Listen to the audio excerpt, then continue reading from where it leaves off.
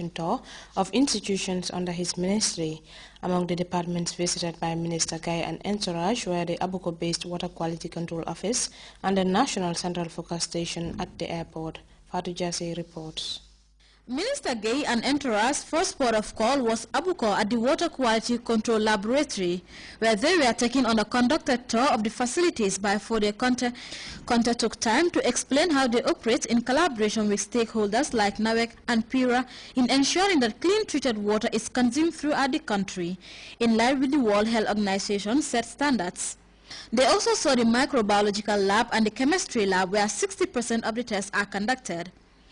From Abuko, Minister Gay and entourage proceeded to the meteorological office at the airport, where the country's forecast center is located. Keba Jao, forecast studio manager, took time to explain how the studio operates to disseminate daily forecast to the public, aired on television. George Stafford, head of forecasting unit, and other units heads took us to weather forecasting unit, where sunshine records and clouds determinants are conducted, and how information produced at that level is transmitted through different units of the Met system to the final consumer, and how forecast data is also received from the rest of the world. Weather forecast, according to officials, plays an important role in the movements of aircrafts. In this vein, human resource capacity building and acquiring modern meteorological instruments is a challenge. The minister and entourage were later taken to the Met training school, where 18 people are undergoing a 10-month training program. The last port of call was Sea Tide Forecasting Station, situated at the Gambia Ports Authority, where the port's management promised to fence the facilities installed for forecasting. Minister Gay described the tour fruitful, seeing first-hand information and the essential role clean water and weather forecasts play in our lives. You don't know about the weather, maybe you don't have landing rights by aeroplanes in our airports. So the importance of that information, again, is very vital. And this ministry values that so much so that we are looking forward in terms of, adding more activities into that, or the human aspect, the human resource development should be taken care of too, because it's a very important job. The Director of Water Resources, Usman Jaju, revealed some of the ministry's plans in the pipeline that will be addressing issues confronting them. One of the projects, which is the early warning project, is replacing some of the absolute equipment that you refer to. We are going to have an automatic weather station. In fact, one is already installed at the airport. We are going to move the station, the observatory at the airport. We have 3 projects that are going to intervene. Right now, we are going to sign an MOU with the African Climate Policy Center, which is a technical arm of the African Union based in Addis. And we would have an upper air station, which is going to be a modern upper air station. Of course, sustainability would be an aspect, but we would work hand in glove with the civil aviation authorities to ensure that that is maintained. Jaju added currently 3 people are undergoing training in the UK and 6 people are in Nigeria for 1-year training. A CODEF Met regional project, which is housed in the Gambia, so that project is also going to support the capacity constraints. I can assure you that in 2 years' time, you would see a modern automatic weather station throughout the country. Minister Gay commended all the technical workers on the ground for their efforts despite some challenges and constraints. For Grts News, I am Fatou Jassy. A young Gambian writer has published a book in honor of President Jammeh for his breakthrough treatment of HIV/AIDS. Fatou Drameh, a law student at the University of the Gambia, said she published the book to showcase President Jammeh's achievements in the field of treatment. Mamadou Jallo sat down with the budding writer ahead of the book's launch. As a science student, but I also believe in the gift of God. I believe I have the talent, and I have started writing since 2004 when I took part in a children's writing competition organized by the Child Protection Alliance, and then I was part of the winners.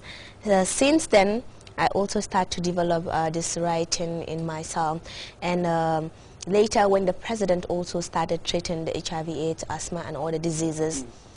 As an African, I believe in it. As a Muslim, I believe in it because any disease that is sent down, it has a cure. And since my president as an African leader has a cure, I stand out to champion it because I believe I am an ambassador to those treated, those to be treated, and those under treatment. Okay. So to champion it and show the president that we, the Gambian people, particularly the young people, appreciate his breakthrough program, I write this book and dedicated it to him. Okay. When I look at this book, on the cover you have the picture of His Excellency the President. What is this book about? Is it basically about him? It has some poems that are written in appreciation of his breakthrough program, but the book is an epic collection of poems, stories, and riddles. It also has in it my platform during the Miss 22nd July Scholarship Pageant in 2009, where I came out as the second runner-up. So it's really beautiful because I have many poems there, some stories, African stories, and also some riddles. I have the answers there. But the most important thing is I have tried my best to show the whole world that as Gambian people, we truly believe in the treatment program. Okay. We champion it because, you know, we are Africans. And why is it that even African man comes out to say, I have the cure for this? Why should we not believe it? You know, when Quatem was discovered, nobody talked. Now HIV/AIDS is discovered, the cure, why should people talk? Is it because he's a black man and an African man? Well, people like me don't want to believe in that. And that is why I'm here to champion this. And I'm sure there are many other people, especially young people, who are there to support this cause. Yeah, actually that's right. Now this book, you're launching it, when is the launching?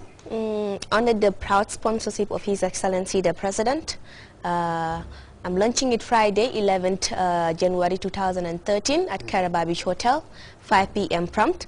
And I want to take the opportunity to invite the entire Gambian populate, you know, especially those who really believe in this treatment program.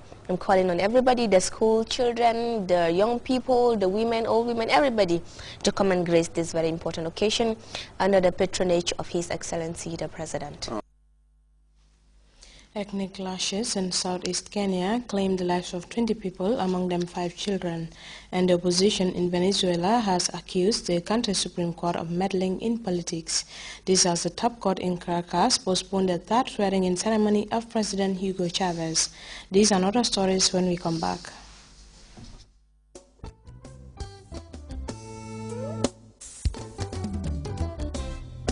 It's NAWEC's highly anticipated spectacular gala dinner coming again. NAWEC's third annual gala dinner with Asanjai and Ngewel Geban. Other Gambian music delights like Daliba Kuyate, Abu and Fafa will grace the stage. This is a night of significance. The gala dinner is slated for the 25th of January 2013 at Senegambia Beach Hotel. Chief guest of honor, His Excellency the President of the Republic of the Gambia, Sheikh Professor Alhaji Dr. Yahya AJJ Jame. For platinum tables is $60,000, for diamond tables $50,000, for gold tables $40,000, for silver tables $35,000. Individual tickets are $1,500. The dance 26th of January 2013 at Paradise Suites Hotel, Penchami Hall, and the show is the 27th of January 2013 at Joko Brikama, a night with Asanjai, Jelly Bakuyate, and Abuan Fafa.